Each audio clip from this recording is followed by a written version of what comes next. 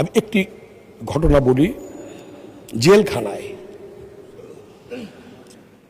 Doctor Mosharraf sir, barrister Moudud Ahmed, Mohammad Nasir Uddin, আমি, ফজল হক মিলন, আমরা জেলখানায় 11 ছেলে ছিলাম।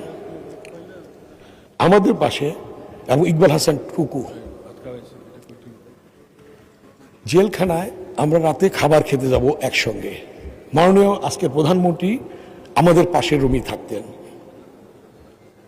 তো একটা ছেলে পানি নিয়ে আসছে। জেলখানায় জানেন আপনারা যে তাদেরকে যারা কাজ করে ফালতু বলা হয় তাদেরকে, সেবক। এখন সেবক হয়েছে, ওই সময় বলতো। তো সে আসলো পানি নিয়ে, সে শীতে কাঁপছে।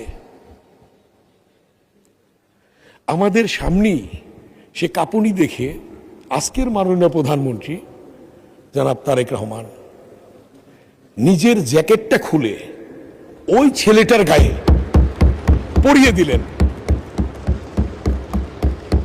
নিজের গায়ের জ্যাকেট খুলে ওর গায়ে পরিয়ে দিলেন এবং পরিয়ে দিয়ে বললেন, এটা তোমার শীতের কাপড় নেই। গরিবের প্রতি তার যে মমত্ববোধ এবং গরিবের জন্যে, দুঃখীর জন্যে, দুঃখীদের জন্যে, মানুষের জন্যে যেটা করেছেন। মাননীয় স্বাস্থ্যমন্ত্রী এখানে আছেন,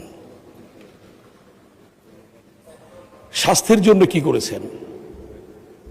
হার্ট অ্যাটাক হলে একটা গরিব মানুষ একটা রিং পরাতে 1,10,000 টাকা লাগত।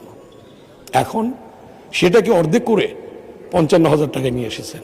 এভাবে স্বাস্থ্য ক্ষেত্রে স্বাস্থ্য সেবার জন্য যেটা করেছেন স্মরণীয় হয়ে থাকবে।